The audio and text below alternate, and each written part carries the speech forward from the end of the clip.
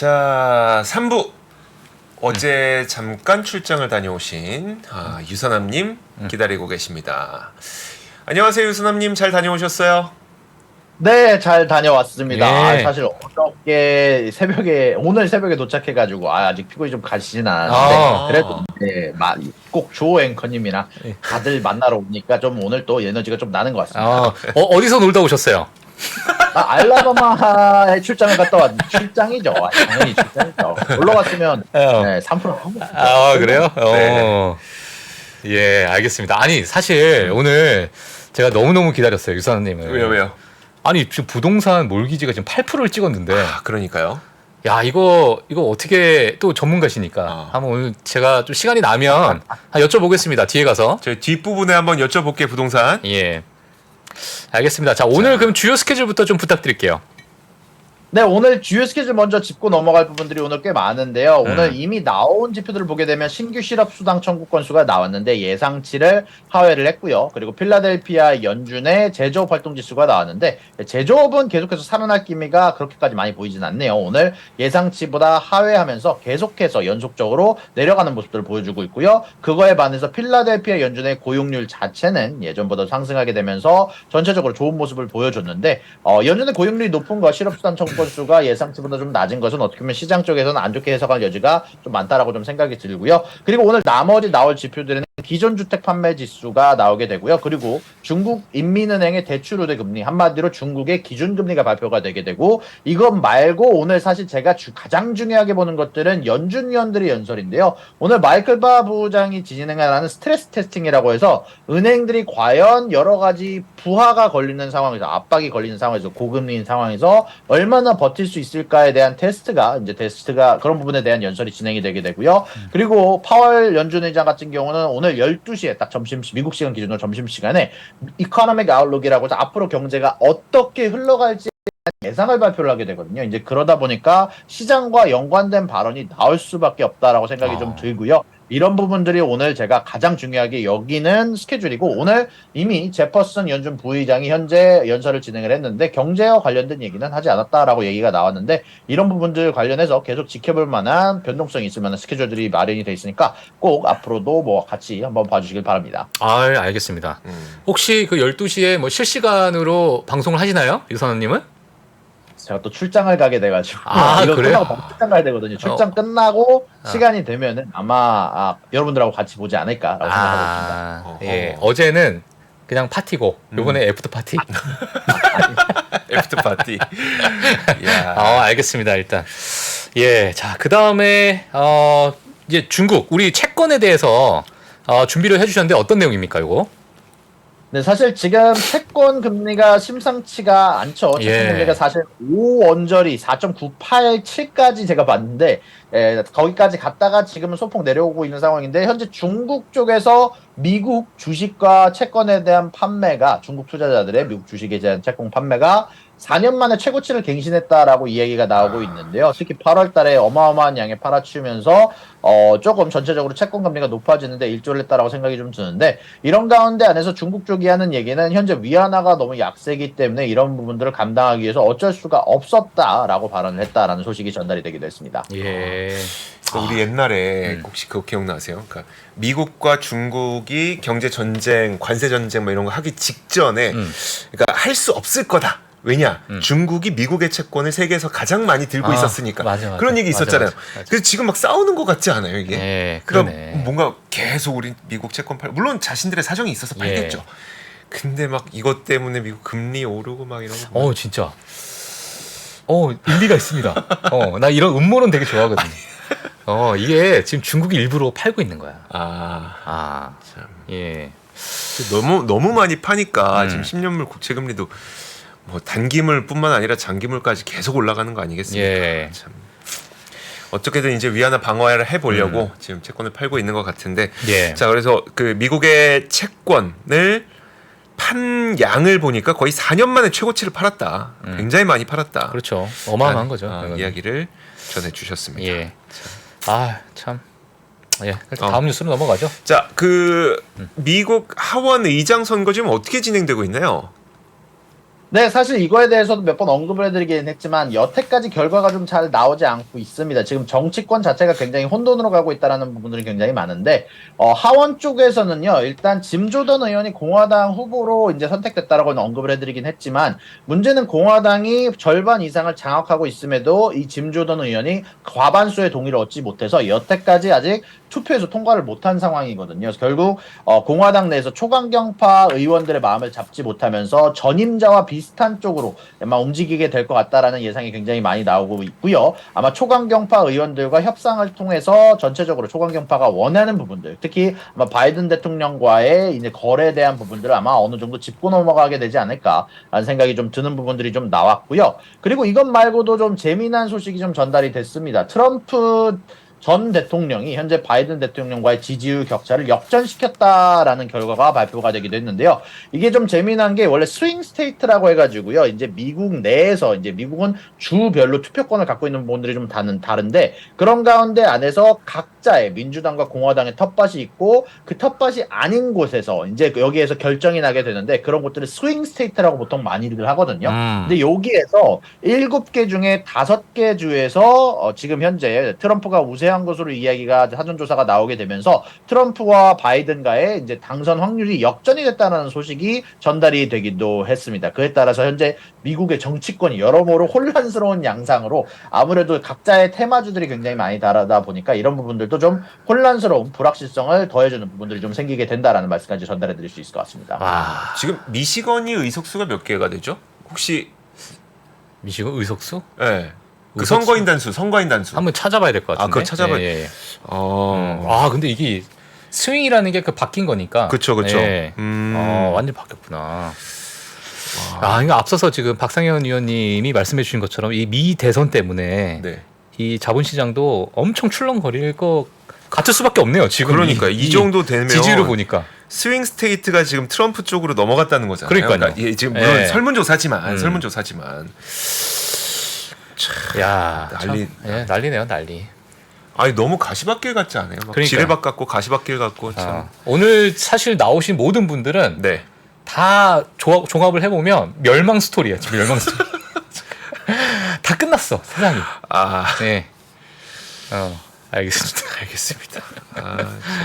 네, 자, 저희 또 실적 발표가 진행이 됐습니다. 테슬라 실적 좀 간단하게 브리핑 부탁드리겠습니다. 네, 일단은 사실 어제자 아니면 뭐 오늘 이전에 나온 뉴스 중에서 가장 많은 분들이 궁금해할 부분은 뭐 테슬라 뉴스고 사실 이미 다들 들으셨을 거라고 생각을 하지만 개인적인 생각까지 좀 덧붙여서 좀 얘기를 해보도록 하겠습니다. 일단 테슬라 같은 경우는 EPS와 매출에서 양쪽 다 좋지 않은 성적을 내면서 예상치를 하회하는 부분들이 있었는데 이런 부분들에 앞서서 제가 미리 언급을 해드리긴 했지만 테슬라가 인도량을 미스를 했습니다. 그에 따라서 EPS와 매출 양쪽 다 미스를 할 거다라는 예상치가 돌기도 했지만 이제 예상했던 것보다 조금 더 안 좋은 수치가 나왔다라고 생각을 해요. 일단 기본적으로 가장 중요했던 부분들 중 하나는 테슬라가 최근에 자동차 가격을 계속 낮춰서 어쩔 수 없이 EPS 마진율을 줄일 수밖에 없었다라고 생각이 들지만 매출도 미스를 하게 되고 전체적으로 전기차 시장 점유율이 떨어지게 된 부분들이 가장 커다란 악재로 작용을 했다라고 생각이 들고요. 자동차 가격을 낮추는 이유 자체가 결국 점유율을 유지를 하기 위한 부분들이 있었는데 그런 부분들을 제대로 투자자들에게 만족시켜주지 못하면서 그리고 특히 이런 부분들 관련해서 사실 EPS와 매출이 발표가 됐을 때는 순간적으로 내려가긴 했지만 다시 또 메꾸기는 했었거든요. 근데 이런 것들을 이제 일론 머스크가 어닝콜을 진행하는 도중에 이제 사이버 트럭 관련돼서 기대감을 낮춰야 된다라는 얘기를 언급을 하기도 했거든요. 아마 11월 30일 날 사이버 트럭이 출시되기는 하겠지만 이런 부분들 관련해서 우리가 실질적으로 수익을 얻기까지는 18개월 이상이 걸릴 예정이다라고 얘기를 하면서 이런 부분들 관련해서 테슬라 관련한 투자자들이 조금 실망스러운 부분들이 나왔다라는 생각이 좀 들고 그에 따라서 주가가 하락하는 부분들이 좀 있었다라고 생각이 좀 들고요. 그리고 조금 더 특이사항을 하나 전달을 해드리면 테슬라가 분기보고서에 발표한 양에 의하면 비트코인 보유량은 팔지도 않고 사지도 않는 유지를 하는 선택을 했다라고 이야기가 전달이 되기도 했습니다. 예. 그 유선남님의 개인적인 생각을 좀 더 해주신다고 했는데 어떤 의견일까요? 방금 전에 얘기했듯이 아무래도 이번에 네. 떨어진 방향성 자체가 음. 이제 점유율까지 떨어지게 되면서 방어를 하지 못한 부분이 가장 크다고 생각을 해요. 사실 점유율. 마진율을 떨어뜨리면서 어떻게 보면 테슬라가 가격 하락을 계속했던 요인 중 하나는 중국 내에서의 어떻게 보면 지금 계속 전기차들이 계속 나오고 있는데 이런 것들에 대항을 하기 위해서인 부분들이 좀 컸거든요. 이제 좀 저가형 전기차 모델들이 계속해서 나오게 되면서 테슬라의 점유율들이 중국 내에서 좀 하락하는 부분들이 있었고 미국 내에서도 전체적으로는 아직까지는 테슬라가 압도적인 1등이긴 하지만 뭐 전 세계적으로 봤을 때는 조금씩 줄어드는 추세가 나오고 있긴 하거든요. 이제 그러다 보니까 그런 부분들을 감안을 했을 때 점유율 정도는 유지를 해주는 방향성이 나오는 게 좋았는데 아마 이런 부분들까지 다 챙기지 못했기 때문에 아무래도 조금 하락한 게 아닌가라는 게 개인적인 생각이고 아무래도 앞으로 나올 부분들 관련해서는 그래도 호재가 좀 나올 수 있는 게 좀 있다라고 생각을 하는데 사실 이번에 소매 판매 실적 보셨지만 자동차 관련한 판매가 늘었습니다. 그리고 앞으로 파업이 계속 진행이 될 거고 중고 도매가 관련 기준으로는 자동차 신차와 중고 도매가 관련 기준으로는 올라가고 있거든요. 그래서 저는 이제 전통적인 자동차 가격이 앞으로 조금 더 올라갈 수밖에 없다라고 생각이 좀 들고요. 앞으로 단기적으로 그동안 전기차 시장 쪽에서는 테슬라가 전체적으로는 제가 아직까지는 제일 압도적인 모습을 보여주고 있기 때문에 거기에서 나오는 반사이익을 가져갈 가능성이 가장 높다라고 개인적으로 생각이 좀 드네요. 알겠습니다. 알겠습니다. 일단 그렇죠. 점유율이 좀 꺾인다는 것 자체가 그러니까 사실 가격을 내리면 수요가 올라가야 되는데 안 올라갔지 않습니까? 좀 실패가 된 거죠, 뭐 사실. 되게 멸망 스토리. 모든 게 다 멸망으로 들어갔어. 되게 냉정하시다. 옆에서 보고 있는데 너무 칼 같으신 거 아닙니까? 그러니까 맞는 말씀인데 예. 맞는 말씀이 조금만 돌아서서 이렇게 해주셔도 그러니까. 다 알아들을 것 같긴 해요. 참. 자 다음. 결국 로봇인가? 결국 로봇인가? 자 다음 볼 거는 이제 넷플릭스입니다. 예. 넷플릭스는 참 좋았죠. 네, 넷플릭스는 사실 딱 반대의 결과가 나왔다라고 생각하시면 좋을 것 같은데요. 넷플릭스는 매출은 예상치와 비슷한 부분, 그리고 EPS는 예상치를 비트했지만 이것만 보면은 사실 실적이 14%나 오를 만한 실적인가라고 얘기하실 수가 있는데 가장 중요한 부분은 가입자가 3년 만에 최대폭으로 증가했다라는 부분이 가장 중요한 부분이다라고 말씀드릴 수 있을 것 같고요. 이런 OTT 계열이나 소셜 네트워크는 가장 중요한 게 가입자 수입니다. 근데 그 가입자 수가 증가를 한 게 사실 점유율이 늘어난 게 가장 중요한 부분인데 이게 어떤 상황에서 일어났냐면 일단 여러모로 선반영된 수치는 이번에 넷플릭스가 이제 광고 요금제를 도입하기도 했었고요. 그리고 계정 공유 금지를 도입하기도 했었고 구독료 관련한 부분도 어떻게 보면 간접적인 상승을 많이 했기 때문에 이런 부분들 관련해서 구독자 관련한 우려가 굉장히 많았습니다. 특히 그리고 여태까지 할리우드 파업이 진행 중이었던 부분이 넷플릭스가 여태까지 주가가 제대로 오르지 못하게 했던 가장 중 원인들이 됐는데 그런 악재 속에도 불구하고 가입자 수가 3년 만에 최대치로 늘기도 했고 앞으로 구독료를 더 올린다는 얘기까지 덧붙였기 때문에 매출이 예상치와 비슷했음에도 불구하고 현재 주가가 14% 가까이 오르는 경향이 나왔다라고 전달해 드릴 수 있을 것 같습니다. 예. 오늘 우리가 전달해 드리는 네. 모든 뉴스 중에 네. 긍정적인 뉴스 저거 하나입니다. 저거 하나. 넷플릭스 가입자 늘었다. 네. 요거 긍정적인 뉴스 하나입니다. 예. 저거 말고 없습니까? 이거 말고 아직 지금 찾기가 힘듭니다. 자 혹시 이건 어떨까요? TSMC. 요거 괜찮다. 네. 예. 좀 부탁드릴게요. 네, TSMC는 어닝이 일단 잘 나왔습니다. 이제 예상치보다 잘 나왔는데, 사실 저는 이게 일단 예상치보다 잘 나온 거지 TSMC 어닝이 잘 나왔다라고 생각하지는 않거든요. 이제 3분기 연속 EPS와 매출에 관련해서 하락이 좀 있었고요.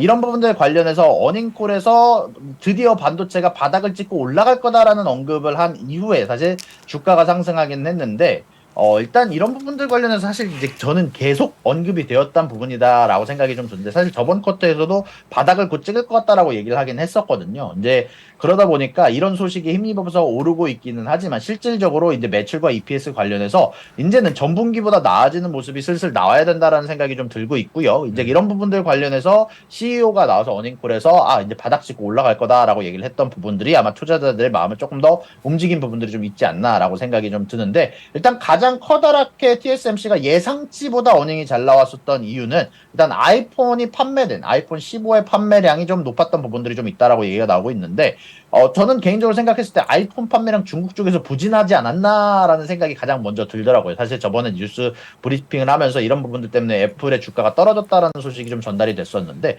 과연 다음 분기는 어닝이 어떻게 될지 진짜로 TSMC CEO가 얘기한 것처럼 드디어 반도체 가격이 바닥을 찍고 올라가게 될지에 대한 부분들이 앞으로 아마 TSMC 투자에 대한 관건이 될 거라고 생각이 좀 드네요. 예, 알겠습니다. 네, 이번 실적은 그래도 괜찮은 수요량을 좀 보냈지만 네. 다음 분기 또는 내년 상반기가 이제 더 중요한 그런 시점이 아닐까 이렇게 또 정리를 해주셨어요. 그쵸. 자, 그 다음에 저희 또 회사별 작은 소식들 자 모음 있는데 자 어떤 이야기들이 있을까요? 네, 일단은 세코이아 캐피탈이라는 곳에서 이제 여러 가지 중국 쪽 투자를 하고 있는데 이런 것들 관련해서 미국 하원에서 원치 않는 이제 미국에서 정해놓은 중국 쪽에 투자 않으면 안 되는 기업들이 있는데 그쪽에 투자가 된 게 아닌가 하는 의문이 들어서 조사가 들어간다는 소식이 전달이 됐고요. 아마존 쪽에서는 드론으로 드론 배달이 드디어 상용화가 제대로 될 것으로 예상이 되고 있다라고 합니다. 현재 영국과 이태리에서 계속해서 드론 배달을 늘리고 있는 상황이고요. 미국의 텍사스 주에서도 현재 약 같은 경우 이제 여러분들이 쓰시는 뭐 간단한 약 같은 거를 주문 배달을 하게 되면 드론으로 딜리버리를 하는 것이 이제 일상화가 될 것이다라는 소식이 아마존 통해서 발표가 되기도 했습니다. 예. 근데 드론으로 배달을 하면 네. 그 사람이 그 근방에 가서 음. 그다음에 조종을 하는 거예요? 드론을? 아니면 어떻게 회사에서 하는 거예요? 보내나? 아 그러게 저도 궁금했어요. 이거 뭐 어떻게 아세요, 유산님? 일단은 보통 제가 예전에 보긴 했는데 이거는 사실 예전 한 몇 달 전 기준이긴 한데 예. 일단은 보통 넓은 부지가 있어야 되고요. 그 넓은 부지 안에서 랜딩 패드를 깔아놔야 된다는 얘기가 있더라고요. 랜딩 패드를 깔아놓으면 드론이 날라와서 거기에서 착지를 해서 그 랜딩 패드에 내려놓고 다시 또 돌아간다라고 얘기가 나오는데 이게 제가 알기로는 어느 정도 자동화가 된 것으로 알고 있는데 어디까지 자동화가 돼 있는지는 저도 정확하게 잘 모르긴 하겠네요. 그러니까 본사가 예를 대전이야. 네. 근데 서울까지 택배를 드론으로 해야 돼. 에이 그러니까 안 되잖아요. 안 되니까. 그 정도는 아니고 그 네. 로컬 약국에서 이제 지금 텍사스 그쵸. 같은 경우는 로컬 약국만 되는 거거든요. 약국에서 이제 예. 픽업을 해서 아니 로컬 거기에 있는 텍사스 쪽에 있는 창고에서 픽업을 해서 아마 가져다 주는 게 아닌가. 예. 오면서 아직까지 모든 패키지에 적용이 되는 게 아닙니다. 예. 일단 약에만 정말 소형 패키지만 적용이 되는 거라. 그 만약에 이런 생각도 해봤어요. 이게 랜딩 패드라고 있잖아요. 네. 거기서 이제 드론으로 하나씩 이제 조종을 해서 돌 거 아니에요. 네. 그냥 트럭에 가가지고 거기 다 쏟아냈지 왜 하나씩 아 오늘 내가 너무 부정적인 얘기를 많이 들어가지고 다 부정적으로 들리는 것 같아. 아 유사님 아시겠죠? 이거 지금 알면서 얘기하는 거야 지금. 아니 진짜 몰라.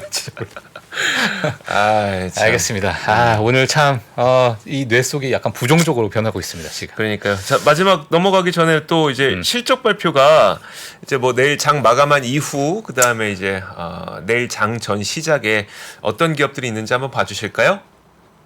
네, 일단은 오늘 같은 경우는 중요한 회사들의 어닝들은 이미 발표가 됐다는 생각이 드는데 일단 그럼에도 불구하고 오늘 좀 발표될 기업들을 좀 살펴보게 된다면 인투이티브 서지컬 쪽에서 어닝 발표를 하게 되고요. 그리고 WD-40 이제 많은 분들이 이제 기계 작업할 때 쓰는 그 기업하고 이제부터는 사실 중소형 은행들의 어닝 발표가 좀 예상이 좀 되어 있는데요.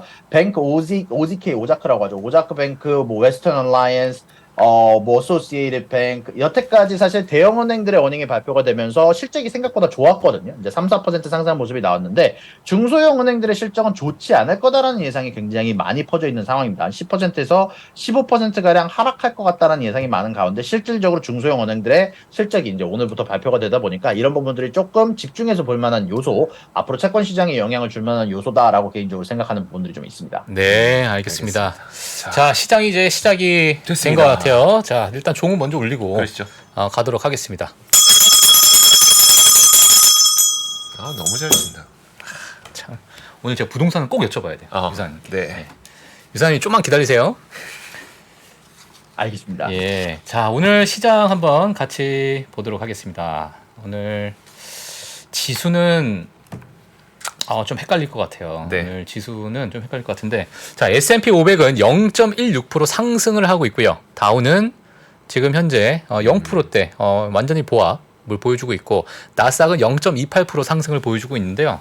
맵을 한번 보도록 할게요. 오늘은 종목별로 좀 다양하기 때문에 예. 지금 뭐 아시다시피 넷플릭스가 현재 15.79 거의 뭐 16% 가까운 상승을 보여주고 있다. AT&T도 지금 8% 가까운 상승을 보여주고 있다라고 볼 수 있을 것 같고요. 지금 가장 좀 우려하고 계시는 테슬라는 마이너스 7% 하락을 좀 보여주고 있습니다. 예, 참 그만 주민하셔도 됩니다, 피디님. 자, 그 다음에 아마존 2%대 상승 보여주고 있다. 자, 이렇게 볼 수 있을 것 같아요. 자, 마이크로소프트 0.93% 상승, 애플도 0.25% 상승, 엔비디아가 그래도 좀 반등을 보여주고 있는 자 1.57% 이틀 연속 너무 많이 빠졌기 때문에 오늘 뭐 기술적 반등을 좀 보여주지 않나 그런 생각이 들고 있고요. AMD 2%대 상승, 퀄컴도 2%대 상승. 이렇게 좀 정리를 할 수 있을 것 같아요. 오늘의 주인공은 넷플릭스. 예. 그리고 AT&T도 오늘 실적이 좋게 나왔나 봐요. 예. 그래서 장전 장 시작 전에 이제 실적 발표가 나왔는데 아직 저희가 체크를 못 해봐서 아마 좋게 나온 것 같습니다. 지금 저도 그 AT&T랑 오늘 보니까 유니온 퍼시픽도 예. 실적을 발표했나 보더라고요. 그리고 풀 컴퍼니라고 해서 이거 그거죠 수영장. 예, 수영장 관련 제품들 파는 그렇죠. 그 리테일. 우리나라에서는 절대 있을 수 없는 기업. 그렇죠. 미국에서만 있을 수 있는 기업. 예. 거기도 뭐 실적을 발표했었나 봐요. 이 기업들이 일제히 지금 다 좋습니다. AT&T 8%, 예. 유니온 퍼시픽 5%, 풀 코퍼레이션 5.2%. 오늘 실적 발표되고 안 좋은 건 테슬라밖에 없네. 그러니까요. 아유, 참. 어쨌든 넷플릭스 보유하고 계시는 분들, 우리 투자자분들 굉장히 축하드립니다. 예, 너무 축하드리고요. 사실 유산남님 제가 뉴스에 그 몰기지 30년물 예, 8%대를 8%대를 찍었는데 이거 어떻게 봐야 됩니까? 부동산 시장? 일단 뭐 부동산 시장은 이제 앞으로 떨어질 일만 남지. 근데 개인적으로 생각했을 때 너무 좋은 소식이 말씀해주신 것처럼 부동산은 주식시장보다도 없는 상황이거든요. 사실 뭐 리턴 투 오피스 나온다고 하지만 그건 또 뭐 상업용 부동산 얘기고 상업용 부동산은 의외로 요즘 좀 안정되는 추세로 많이 가고 있거든요. 상업용 부동산은 의외로 이제 공실률이라고 하죠. 이제 공실률이 좀 내려가는 추세 좀 있는데 이제 주거용 부동산은 이제 좀 재미난 게 집을 사는 것보다 렌트비가 더 싼 시기가 오고 있습니다. 이제 집을 사게 됐을 때 매달 내야 되는 금액이 사실상 감당이 안 되는 시기가 오고 있다 보니까 이제는 이게 이런 것들 관련해서 집 가격이 떨어질 거다라고 보는 시각이 많고 사실 저도 집 가격이 떨어질 수밖에 없는 시점에 왔다라고 생각이 좀 들어요. 이제는 집 가격이 급락하지만 않으면은 사실 그게 가장 좋은 소식이 될 것 같고 아무래도 어차피 주식시장 쪽으로 본다면은 결국 이 주택 가격이 떨어져야지 인플레이션 수치가 잡히는데 이 주택 가격이 슬슬 떨어지고 있고 원래 여태까지는 원래 금리를 올리기 시작할 때 초반에 갑작스럽게 주택 가격이 떨어졌다가 소폭 올라가는 과정에 있다가 이제 다시 또 떨어지는 과정에 있었는데 이 과정이 계속해서 심화될 것 같다라는 생각이 좀 드네요. 이제 10년물이 아니라 이제 모기지 금리가 원래 7%대까지만 되더라도 이런 얘기가 나왔는데 이제는 뭐 8%에 해당하게 되면 말씀드렸다시피 같은 가격의 집을 사더라도 여러분들이 내는 금액이 사실상 집을 80% 비싸게 산 것과 똑같은 금액을 내게 되거든요. 그러다 보니까 지금 당장 아마 집을 사시는 분들은 어마어마한 손해를 보실 분들이 많으실 것 같고 그리고 이런 부분들이 사실 렌트 시장에 조금 악영향을 줄 수는 좀 있다라는 생각이 좀 드네요. 이제 집 가격이 좀 올라간 상태에서 지금 주거비가 지금 어떻게 보면 버텨주는 이유 자체가 재밌는 게 뭐냐면 집 가격이 올랐으니까 나는 렌트비를 비싸게 받아야 될 것 같다라는 생각을 가진 사람들도 굉장히 많거든요. 근데 이게 무너지려면 어떻게 보면 주택시장에서 몰락이 와야 되는데 주택시장에서 몰락이 오면 또 경기 침체가 되다 보니까 또 이런 부분들이 버텨주는 게 좀 어떻게 보면은 전체적으로 그냥 주식시장에 지금은 악재로 혹은 뭐 인플레이션에는 좀 악재로 작용하고 있다는 생각이 좀 드네요. 예, 알겠습니다. 이게 8%대가 되면은 80% 비싸게 사는 거구나. 이게 어떤 계산인가요? 이거 좀 계산 들으면 우리가 알아들으려나?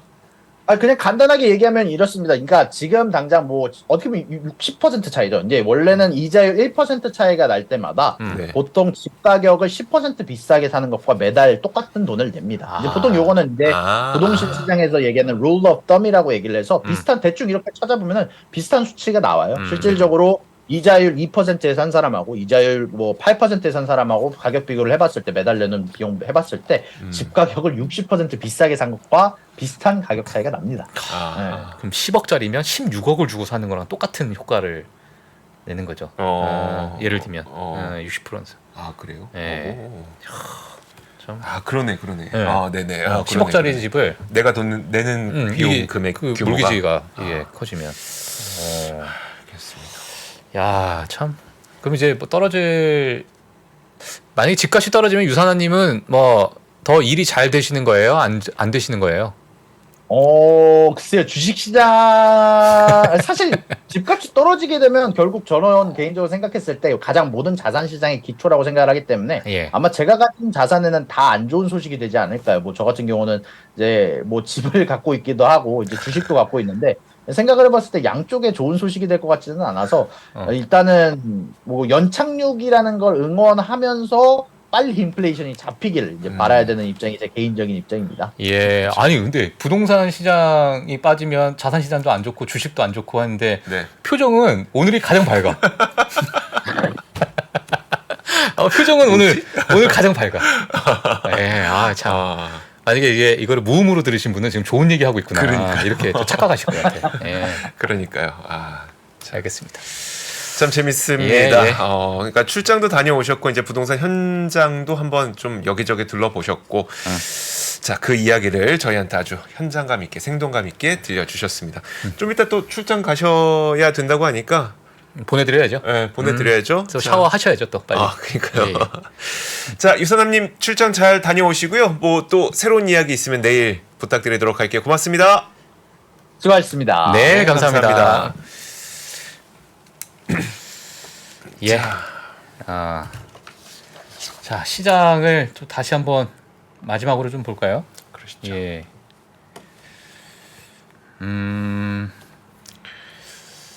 반도체가 크게 좀, 움직이지 않네요. 네, 그죠? 근데 반도체가 약간 아까 상승 탄력을 좀 줄이는 모습이네요. 예, 뭐 그렇게 크게 또 움직이지 않는 그런 시장인 것 같습니다. 테슬라도 한 6% 예. 하락하고 있고 넷플릭스는 한 14%로 뭐 상승 탄력이 약간 줄었지만 14나 17이나 그렇죠. 올라가신 분들 참 야, 진짜 좋으시니까 오늘 오늘 뭐 밤에 소주 드시겠다. 기분 좋으셔서. 그러니까요. 부럽습니다. 그렇습니다. 예. 자, 일단 뭐 오늘 뭐 저희 유산님도 지금 뉴스를 다 또 커버를 해주셨고, 네, 저희도 뭐 뉴스를 웬만한 중요한 뉴스를 다 보여드렸기 때문에 그렇습니다. 예, 오늘 한번 시장 같이 이제 보시면서 내일 또 기대를 해야 될 것 같고, 내일을 또 제롬 파월 의장이 또 어떤 이야기를 하셨는지가 그쵸. 뭐 이 글로벌 라이브에서 가장 핫 이슈가 되지 않을까? 네. 그런 예상을 좀 해보네요. 1시간 반 있으면 또 파월 의장이 연설을 합니다. 그렇죠. 여러분들 그 뭐 여기 계시는 분들은 왠지 그 라이브로 다 보실 것 같아요. 맞아요. 다 보실 것 같아요. 예. 저희도 내일 많은 준비를 하고 그 내용 들고 찾아오도록 하겠습니다. 알겠습니다. 제발 금리가 좀 내려라. 제발 좀. 네. 금리가 내려갔으면 좋겠. 진짜 너무 어질어질합니다 요즘에 이렇게 좀 부담. 저는 오늘 넷플릭스 호재 뉴스 아니면 저 쓰러졌어 오늘. 그러니까 거품 물고. 그거 빼면 지금 기댈 게 없잖아요. 욕 시원하게 하고 쓰러졌을 것 같아. 예. 여러분 오늘 밤 잘 보내시고요. 오늘 밤에 있을 그 파월 의장의 그 연설도 잘 챙겨 보시면 좋을 것 같습니다. 예. 좋은 밤 보내시고 저희는 내일 올게요. 고맙습니다. 네, 감사합니다. 복잡하고 어렵게 느껴지는 재무제표와 용어들. 친절한 투자 멘토 사경인 마스터가 매주 새로운 콘텐츠로 알기 쉽게 설명해드립니다. 재무제표 분석과 포트폴리오 구성, 뭐 양대 재무제표라고 그러면 대차대조표랑 손익계산서가 있거든요. 매수 매도 방법, 이때 사는 게 좋겠네, 이렇게 사면 좋겠다. 근데 이렇게 살려면 뭘 해야 되냐면요, 나머지 3분의 1은 놔둬봅니다. 어디까지 가는지. 실전 투자 팁까지 알려드립니다. 오직 3프로 멤버십에서만 만나실 수 있습니다.